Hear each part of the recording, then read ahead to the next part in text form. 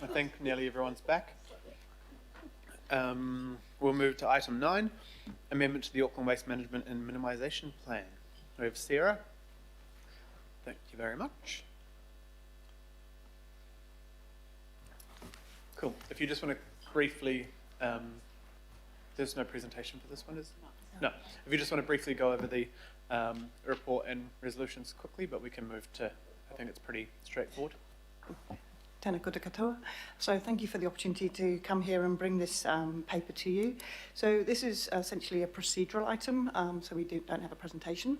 And it's the resolutions are to give effect to the earlier decision of the governing body around the amendments to the waste plan. You'll see in attachments, so the proposed amendment, I'll just remind councillors of that, was to adopt a region-wide rates-funded system for curbside refuse collections.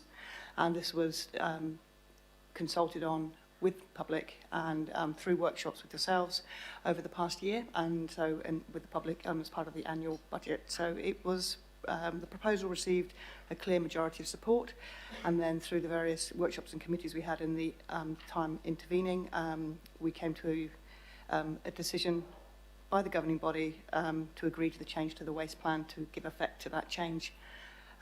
So in attachments B and D, you'll see there we've stepped out the specific changes to the plan, and attachments A and C are the amended waste plan and the corresponding amended Gulf Islands plans, which will be then posted on the website should this resolution pass today. Thank you very much. My only question was if there's been any more movement on the low user structure or whatever we might put in for the monthly.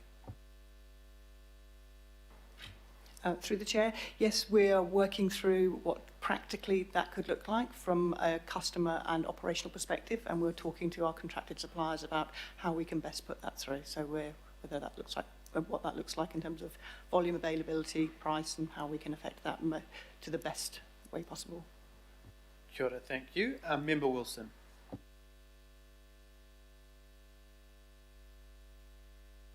Kia ora, Mr. Chair. Just one of what can you indicate what some of the key issues mana whenua submissions talk to, and how or if the proposed amendments to the waste plan address any of those?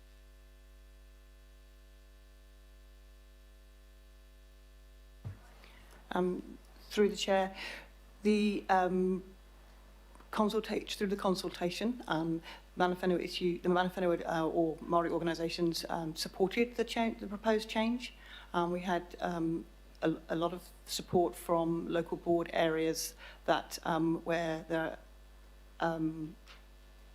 are large Māori populations, but in terms of mana whenua specifically, we work closely with the Infrastructure and Environmental Services mana whenua Katiaki Forum, and there were indications around the ability of larger families to cope with the changes, but these are largely in rates funded areas, so they were broadly supportive of the changes that we are proposing.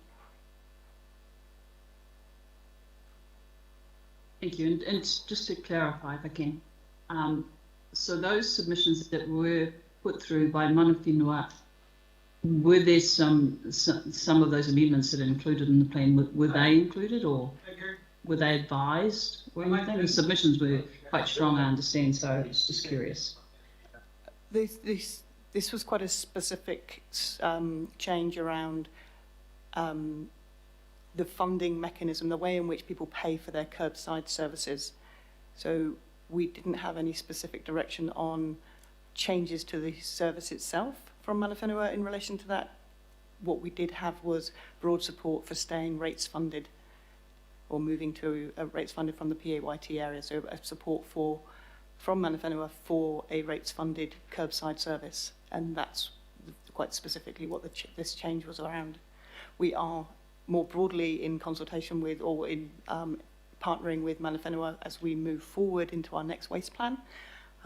So any broader concerns that Mana Whenua have will be taken into account as we move forward as well. But this specific amendment was around the funding, the way in which people pay for their curbside refuse collections. Thank you. Thank you, Member Wilson. Deputy Chair Pipkin. Kia ora, Chair. I've got caught out eating cake.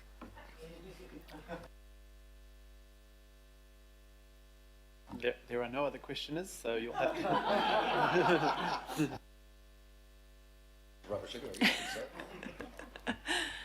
Ready.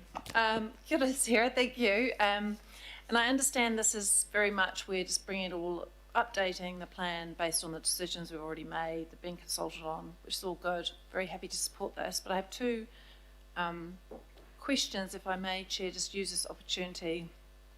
Can you please clarify what is going to happen in the next steps for the work that's being done for the city centre and the services that are needed to bring the city centre residents in line with the services that the rest of the region receive, and also for our Gulf Islands, is there plans that will update the Haraki Gulf Waste Minimisation Plan when the food scrap services are also rolled out to the islands for a bespoke service that's for the islands? And so I guess I'm just using this as an opportunity to really understand how those two bits of work, what progress is being made, the timeline, and what that's going to mean for consequential amendments to the plans. Through the Chair, thank you for those questions. So I'll take the first one around the city centre. We do have a specific work programme at the moment looking at city centre, both in terms of the existing services for recycling and for refuse. We're doing some intensive work on high density housing and how we work not just for the city centre but also more broadly across the whole region, given directions by central government around intensification and our own unitary plan. So we have to implement the multi-unit development opt-out policy, and also so that's made us look at the way in which we deliver services. We also, the current rollout of the food scraps doesn't include the city centre at the moment, so we're working to try and develop a programme for that. So in order to do that, we are talking with those companies that provide that service already in the city centre to some multi-unit developments and to some businesses. And we're also talking to the city centre residents group. We're about to engage with them and work out how we can hold some focus groups to make sure that we provide the right services. We've also been to a number of these multi-unit developments. They are all slightly different. They all have different challenges in terms of how we can provide those services. So we're trying to work out the best way and the most efficient way that we can provide services there that will have meet our waste diversion obligations, but also have a really high level of customer satisfaction with those. We've also spoken to other cities such as Sydney around what they've been doing and are taking learnings from there as well. So, but that's all being programmed against the other changes we need to make sure that we do it in a stepwise way that's that our contracted operators can actually deliver. So it's a lot of work. We plan to take that to bring to the local board as well and discuss, because I know they have Waitemata, our local board, has a strong interest in this area and has given us some really good feedback and direction previously. So, thank you. And the second part? Or and the second part on the Gulf Islands, yes, so specifically around food scraps.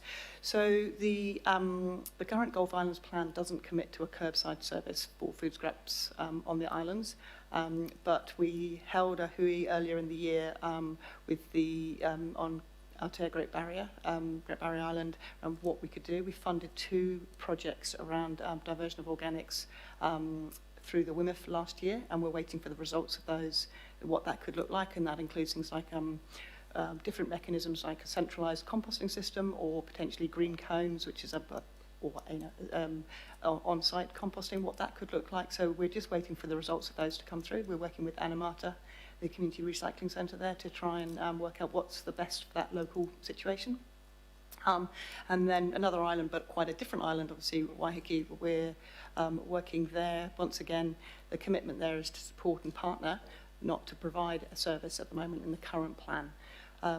There's going over with the local board to meet with the community recycling centre there week after next to look at how we can best support the aspirations around diversion of organic material from landfill in Waiheke as well. Changes that, as a result, we will bring forward within the next waste plan, and that they'll be debated as part of that next waste plan, and then initiatives adopted accordingly, depending on what comes from that. Thank you, Sarah. That was a very comprehensive response. I'd like to quickly be able to package it up, because that was great, just to be reminded where we're at. Kia ora. Thank you. There are no more questions, so I will ask you to move away from the table, please, Sarah. Thank you very much. Deputy Chair Pipakun would like to move. Any seconder? No? Oh, Councillor Darby? Oh, the Mayor Goff? The Mayor? Mayor Goff, sorry. All those in favour? Aye. Anyone opposed? Thank you very much. No comments on that one, Chair. Oh, there were no comments. Sorry.